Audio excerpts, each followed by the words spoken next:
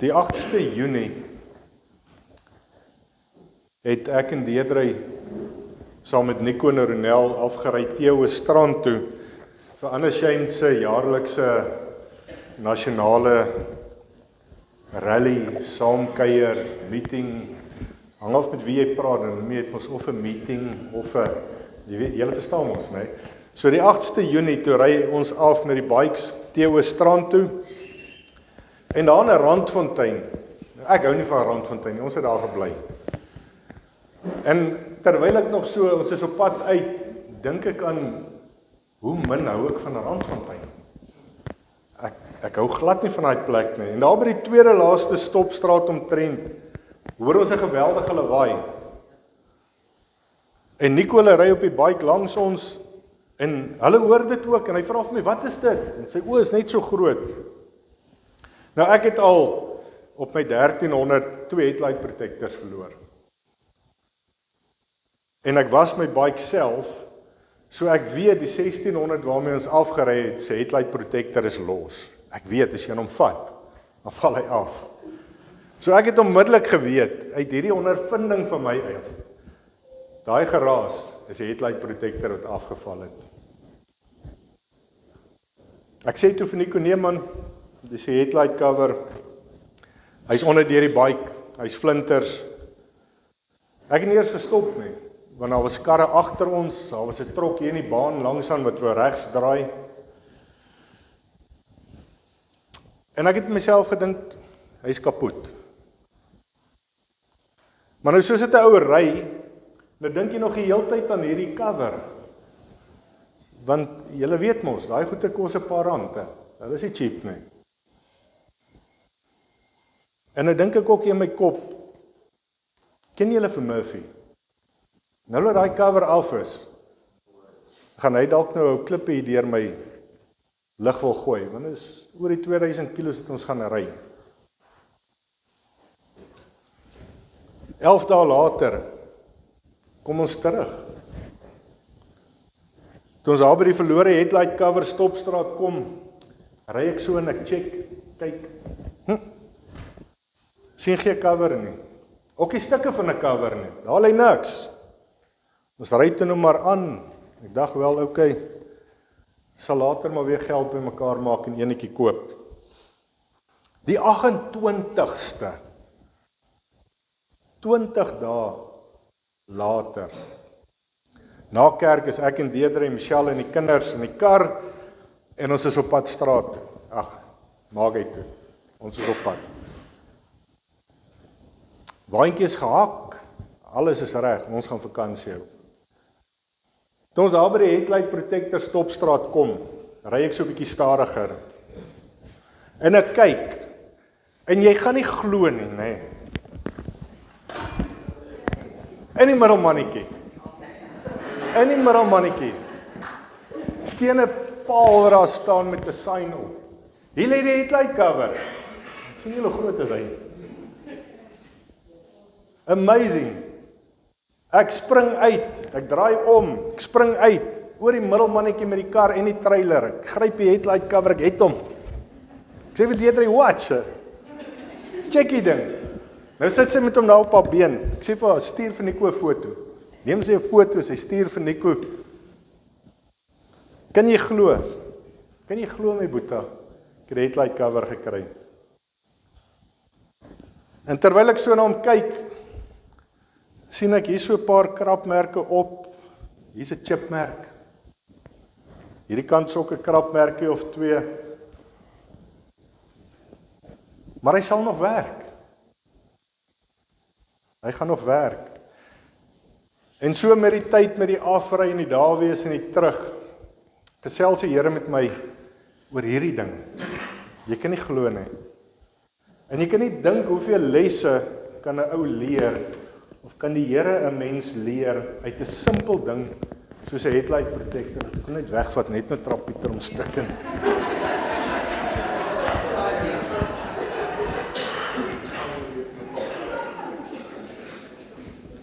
En die Here het 'n klompie dinge met my gedeel en op my hart gelê. Maar die een wat stiek, is die een wat ek met julle gaan deel vanoggend. Hoe maklik gooi ek en jy mense weg? Soos ek gesien het, die welkere goedjies op daai skerm is nie meer lekker nie. So sien ons baie keer mense is nie lekker nie. Maar soos het ek niks gedoen het aan hierdie klips nie, doen ons ook niks vir die mense nie.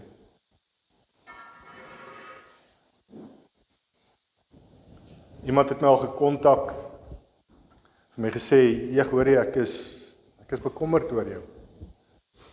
Dinge lyk nie vir my lekker met jou nie. Kom ons gaan speel 'n bietjie golf en gesels ons." Waarop ek gesê het, ek is nie op 'n goeie plek in my lewe nie, jy's reg. Dit gaan glad nie met my goed nie. Ek kan net nie nou gaan golf speel nie, ek is net 'n bietjie besig. O, okay, sê die persoon. Ons maar vorentoe kyk.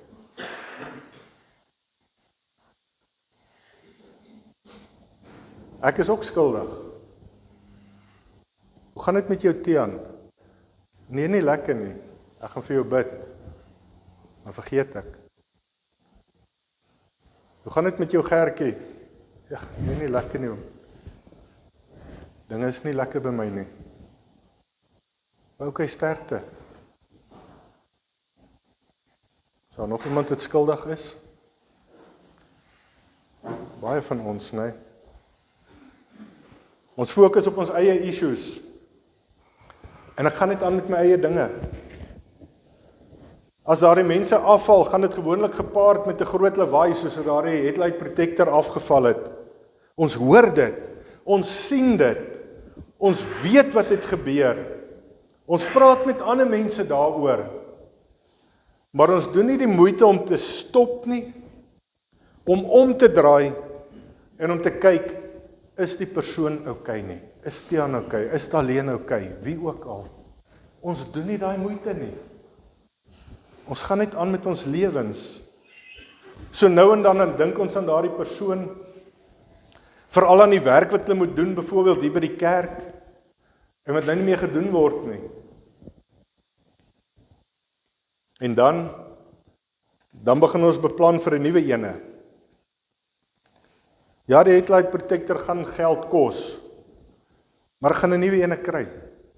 Ja, dit gaan 'n tydjie vat om die nuwe persoon op te lei. Maar is okay. Ek sal dit ook maar doen. Dit gaan 'n tydjie vat om weer 'n vriendskap te bou met 'n nuwe vriend. Maar is okay. Ek gaan dit doen. Maar wat van die persoon wat geval het? Soos ons met die bikes net verby gery het by daardie stopstraat en net so vinnig geloer het, so is dit met die mens. Ons doen nie veel moeite nie. Net gou so vinnig, net gou so effentjies. Nou nie laat dit ons ontwrig of ons moet stop nie. Maar toe ons met die kar ry, toe is dit anders. Die kar is groter, ons is rustiger, ons is meer in beheer. En toe word die verlore screen protector raak gesien. En is vir my 'n voorbeeld van hoe God is. Hy's groter. Hy's rustiger. Hy's in beheer. En hy's vol omgee. Ek en jy, ons kyk die mens mis. Maar God, hy kyk hom nie mis nie. Hy sien waar ek en jy in die pad lê. Selfs waar ek en jy langs die pad lê. Daar in die middelmannetjie, daar in die lang gras. Daar tussen die dorings. Daar sien God ons. Hy mis niks. Hy mis niks. Soos ek gestop het om die skerm op te tel, so kom die Here en hy stop by ons, waar ek en jy langs die pad lê. En hy tel ons op. En hy tel ons op. En hy vee die stof af. En hy maak ons skoon.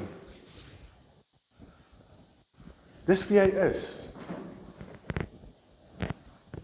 En die skerm, hierdie skerm is nie meer so blink soos dit hy was nie. Hy het so 'n bietjie skade gekry.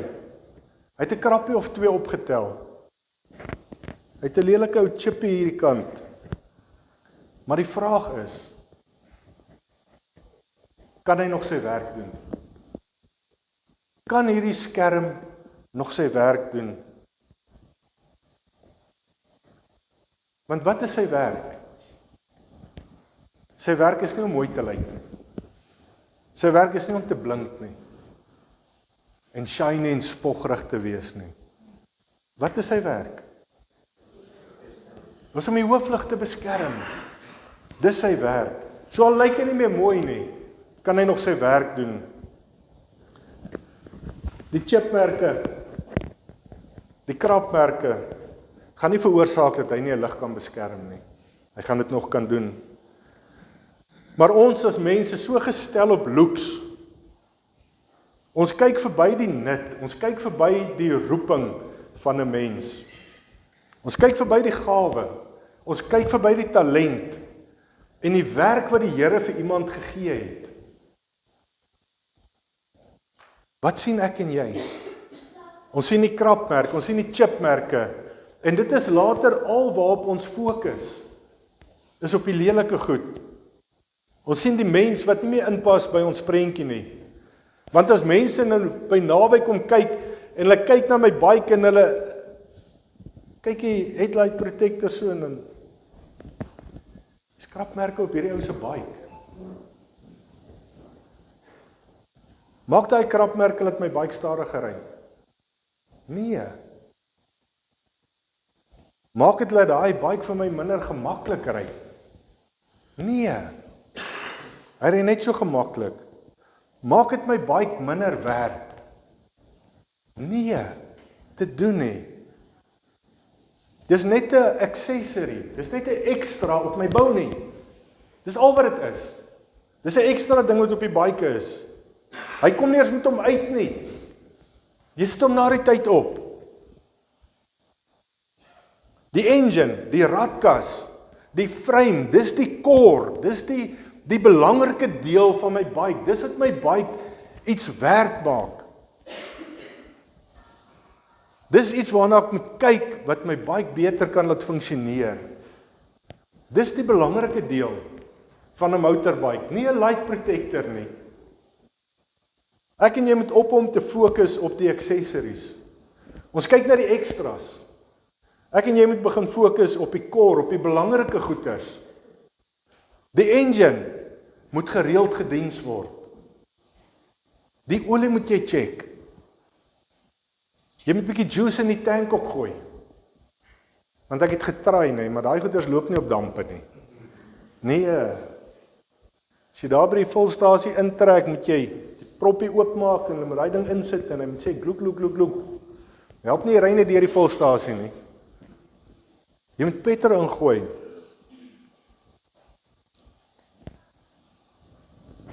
Ek en jy moet ophou kyk ook na mense. Ons kyk so na mense. Ek en jy moet ons fokus skuif na dit wat belangrik is. Ons moet werk in ons verhouding met God. Die Here het weer met my gepraat oor my verhouding met hom. In 2022 was ons ook daar onder by die see en my buurman, nou Anton, hy is ook 'n pastoor en ek het daar by hom gaan sit en kuier en daar's 'n ander ouetjie wat daar rondloop en werk in 'n airconditioner, Werner en hy's daar agter in die huis besig en hy kom hom en hy ontmoet my en ons gesels en hy loop en hy kom terug met 'n skotteltjie water. En hy sê die Here het sy met my voete kom salf en vir my kom bid. Ek ken my van geen kant af nie. En een van die dinge wat hy vir my sê is, die Here sê, help om te kyk na mense. Fokus op my. En toe ons nou daaronder was, het die Here weer met my daar gepraat. En ek praat met julle vandag daaroor. Hou fokus op die mense. Fokus op jou verhouding met God. Hou kyk na die krapmerke. Kyk na die belangrike deel. Dis God. Ek en jy moet tyd spandeer in gebed. Ek en jy moet eredienste bywoon. Nie hit en run, hier een is dit one skip one nie. Een keer in 6 maande is ons in die kerk. Nee.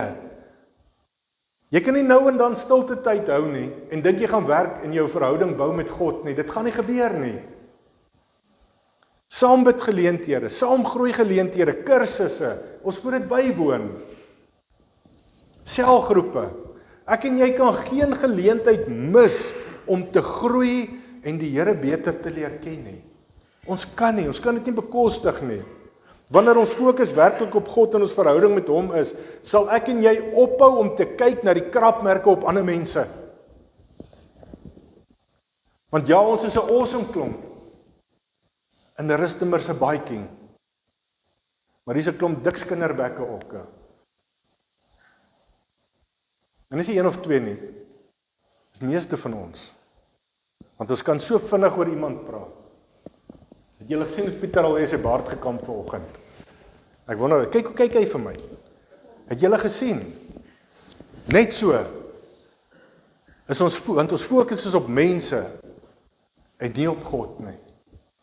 Ons moet ons fokus terugkry op God. Woensdag aand by die selgroep het Anna Rizel met ons haar boodskap wat sy op die vroueoggend gedeel het met ons gedeel.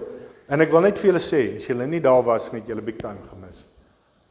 Dit was, hoor ek, en dit wat sy met ons gedeel het, was awesome geweest. Dames, manne, moenie hierdie geleenthede mis nie. Sal vroueoggende is, manneoggende, moet dit nie mis nie. Maar ek wil iets deel uit haar boodskap wat vir my aansluit by dit wat die Here op my hart gelê het. A.W. Tozer sê, die bruid wat die koms van die bruidegom verwag, leef elke dag gereed om hom te ontmoet. Die bruid wat die koms van die bruidegom verwag, leef elke dag gereed om hom te ontmoet. Die bruidegom kom nie vir 'n volmaakte bruid nie, maar vir 'n bruid wat gereed is. Hoor mooi? Hy kom nie vir 'n volmaakte bruid nie, maar vir 'n bruid wat gereed is. Robert Murray sê, the bride's eyes not on her garment, the bride eyes not on her garment, but a dear bridegroom's face. Nie op die uiterlike nie, op die gesig. Nie op die accessories en die screens nie, op die gesig. In Afrikaans, die bruid kyk nie na haar kleed nie, maar na die gesig van haar geliefde bruidegom. Ons het gister, was ons by 'n troue gewees, Flip en Lydia se jongste dogter, Sonika, het getrou. En, jy sien dit, hulle kyk net in mekaar se oë die hele tyd. Daar gaan niks rondom aan nie.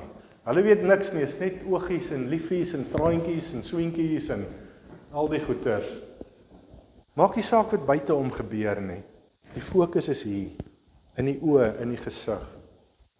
God wil hê dat ons, as sy bruid, ons klere voor hom sal reinig, sodat ons vlekloos kan wees, want die wat in vleklose wit klere geklee is, sal in staat wees om die hekke na die bruilofsmaal van die lam binne te gaan. Hulle wat skoon is, hulle wat rein is. Anna Rizel sê, sy het vir ChatGPT gevra, wat beteken dit om werklik gereed te wees vir die bruidegom?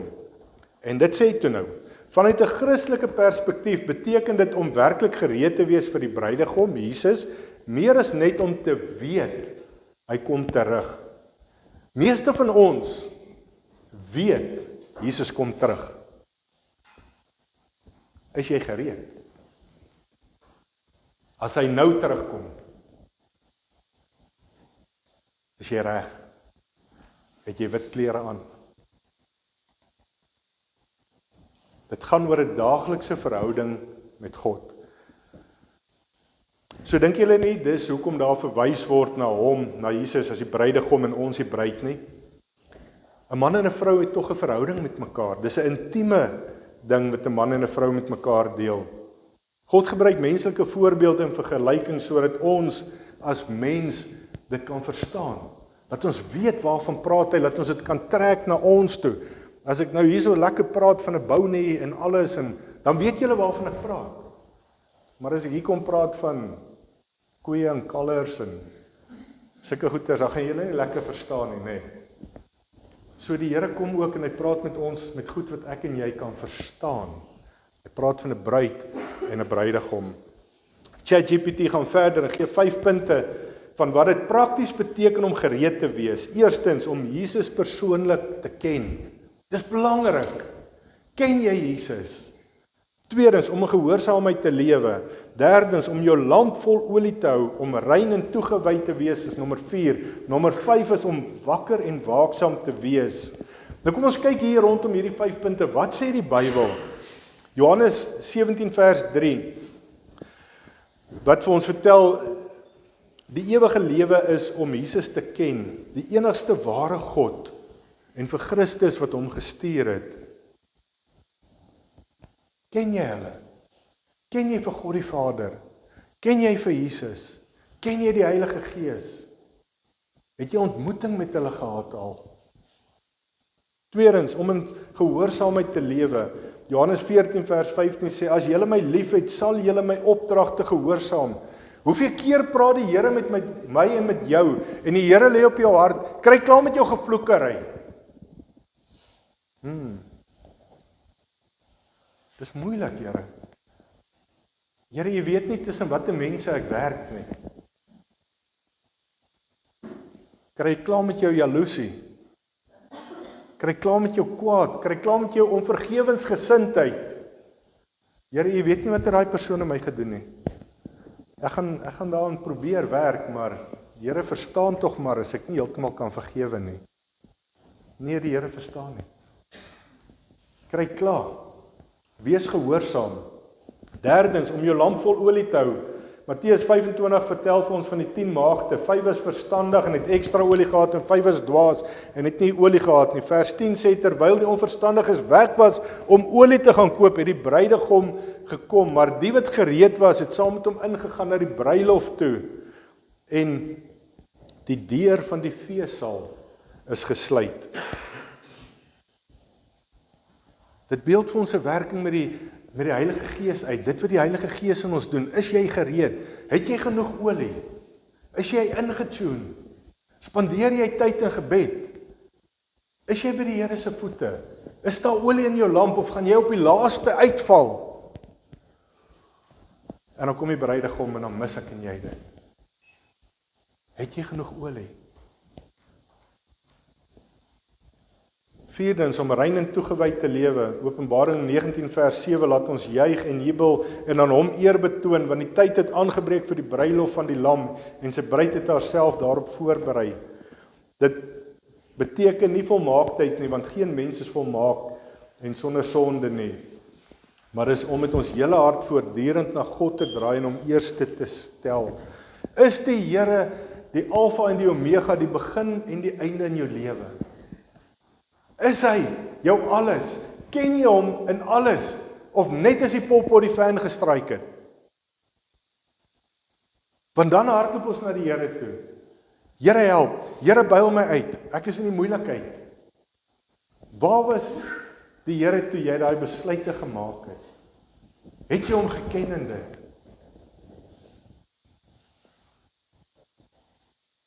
Soek jy hom met alles in jou? Vandat jy jou oë oopmaak in die oggend tot jy vanaand gaan slaap, soek jy hom met alles. 5de een, om wakker en waaksaam te wees. Matteus 25:13, wees dus altyd wakker en gereed, want julle ken nie die presiese datum of die tyd van my koms nie. Markus 13:32, tog ken niemand die presiese datum en die tyd wanneer hierdie dinge sal gebeur nie, ook nie die engele in die hemel of selfs die Seun nie. Dit weet net die Vader, omdat julle dan nie weet wanneer daardie tyd is nie. Wees oplettend en voortdurend waaksaam. Lukas 12:40, julle moet altyd gereed wees, want die Seun van die mens sal kom wanneer dit die minste verwag word. Ek en jy moet wakker word, en ons moet begin lewe, 'n lewe wat waardig God is. Want baie mense dink, ja, maar die wederkoms sal nog kom, en ek het nog tyd. Wie sê jy gaan lewe tot die dag wat Jesus op die wolke terugkom? Jy weet nie eers of jy môreoggend gaan opstaan om werk toe te gaan nie. Jy weet nie eers of jy hiervan af veilig by jou huis gaan kom nie. Gaan jy dit maak tot by jou huis? Jy weet nie, ek weet nie. Daarom moet ons altyd reg wees. Daarom moet ons altyd verwag die Here kan kom. Is jy wakker? Is jy waaksaam? Is jy reg?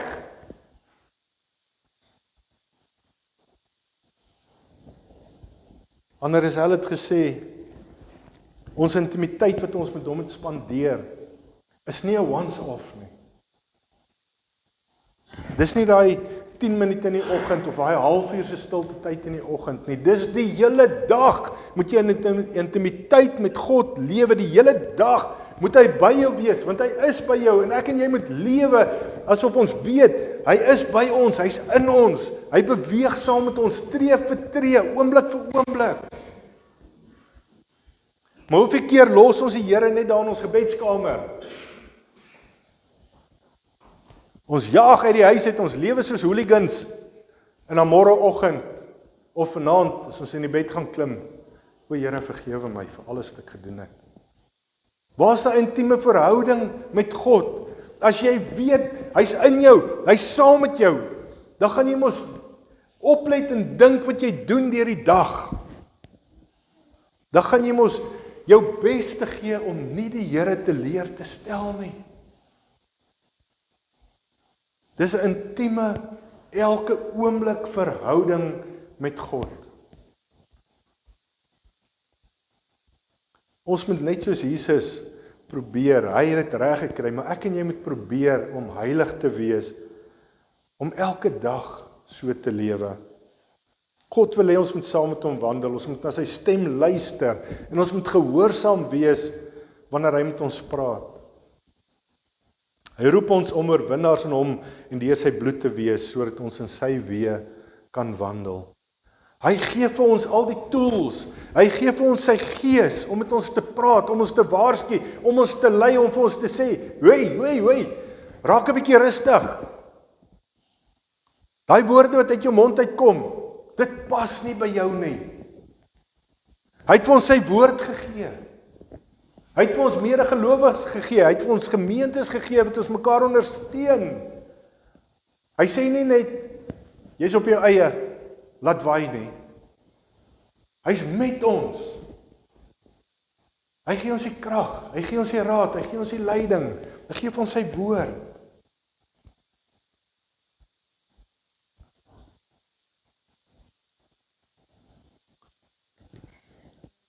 Die dag wat die bruidegom terugkom, gaan jou geestelike bike nog ry.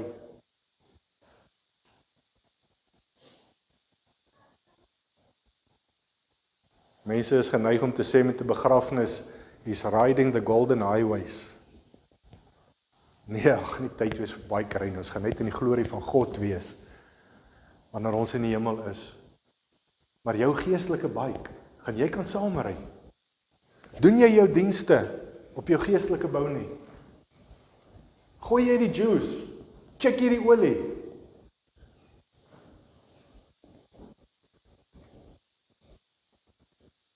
Of gaan jy met 'n gebreekte bike langs die pad staan en die koms van Jesus mis, omdat jy nie jou geestelike bike onderhou het nie.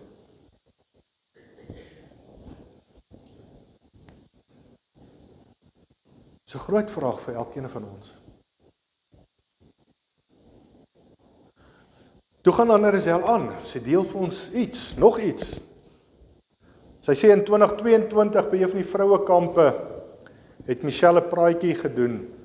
Die praatjie het gegaan, ek aanvaar u is as my ketuba. Wie van julle vrouens onthou dit?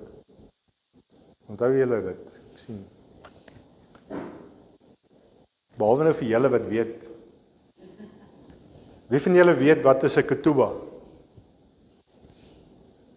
JD, het jy jou hand opgesteek agter? Nee. Weet niemand van julle wat 'n ketuba nie?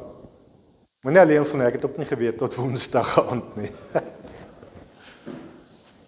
Nou, 'n ketuba is 'n tradisionele Joodse huwelikskontrak wat al byna 2000 jaar gebruik word.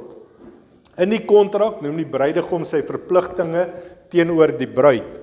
Histories is dit opgestel om die bruid te beskerm deur die man se verantwoordelikhede en haar finansiële sekuriteit duidelik uiteen te sit in geval van egskeiding of dood. Baie egpare het hierdie ketuba geraam en hulle huise opgesit as 'n teken van 'n verbond van die man en die vrou wat hulle twee met mekaar het. Nou, sy het vir my 'n klomp voorbeelde gewys en ek gaan nou nie vir julle so almal wys nie, want julle gaan nie van hulle kan sien nie, maar julle gaan hulle nou sien. So hierso is die enetjie wat aan 'n Rizel opgetrek het. Hier binne eers is nog 'n klomp. Ek sien hulle net nie so vinnig nie. Nou die bruidegom sou die ketuba aan die bruid gegee het om te lees, en dan het hy 'n glas wyn geskink. Wanneer die bruid die glas wyn optel en daaruit gedrink het, was dit 'n teken dat sy die kontrak aanvaar het. So hy het die kontrak daar gesit met die glas wyn, en dan sy gaan kyk en die kontrak gelees en haar prokureur saamgebring en het hom gecheck en gesien okay, alles lyk reg, en dan drink sy die glasie wyn en dan is dit reg. Sy aanvaar die kontrak met hom. Die Bybel is ek en jy se ketuba wat God vir ons as sy bruid gegee het. God beskryf ons verhouding met hom as 'n verbondsverhouding. Weet julle wat is 'n verbond? 'n Verbond is nie soos 'n kontrak nie. 'n Kontrak, julle almal weet dit is 'n kontrak, nee. 'n Kontrak beskerm my belang. En as ek en Lani 'n kontrak aangaan oor iets, beskerm dit haar kant en my kant. 'n Verbond is meer bindend en is heilig, want God is ingesluit in 'n verbond. God is 'n verbondsgod. Onthou julle, hy is 'n verbondsgod, hy is die God van Abraham, Isak en Jakob. Hy het 'n verbond met hulle gesluit, hy het 'n verbond met die Israeliete gesluit. So 'n verbond is heilig. Wanneer ek en jy trou, dan is dit 'n huweliksverbond. En dis hoekom die Here so ernstig daaroor is dat ons nie 'n huwelik net opgooi nie. Ons moet ons huwelike oppas. Ons moet werk aan ons huwelike. As daar probleme kom, moet ons dit probeer regmaak. Want dit is 'n verbond wat jy en jou vrou of die vrou en die man met God gesluit het. Dis nie eensydige kontrakte nie. Dis heilig. Want is in daai driehoek tussen jou, die vrou en God gesluit. So dis 'n verbond en ons het 'n verbondsgod. So 'n verbond is 'n baie ernstige ding. Okay, so God beskryf ons verhouding met hom as 'n verbondsverhouding. Die Bybel in ons is ons ketuba waar God ons vertel van al sy voorkeure en sy afkeure. Hy sê vir ons hoe om te lewe.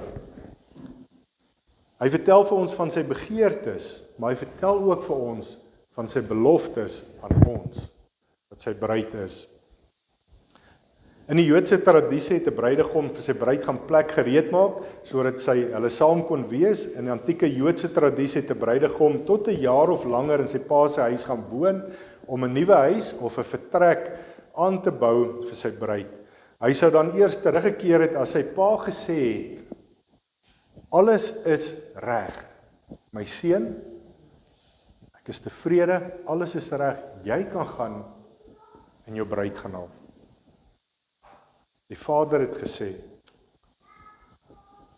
Net so het Jesus gegaan om vir ons te gaan voorberei. Onthou julle die woord sê, ek gaan om vir julle plek voor te berei. En net so sal hy kom die dag as die Vader sê, gaan haal die bruid. Dan kom Jesus om vir ons te kom haal. Nou, ons het 'n paar ketubas geprint.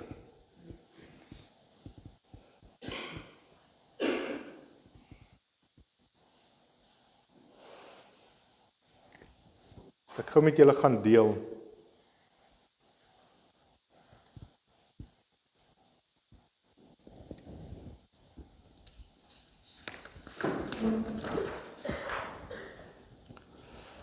Voordat ek hom lees.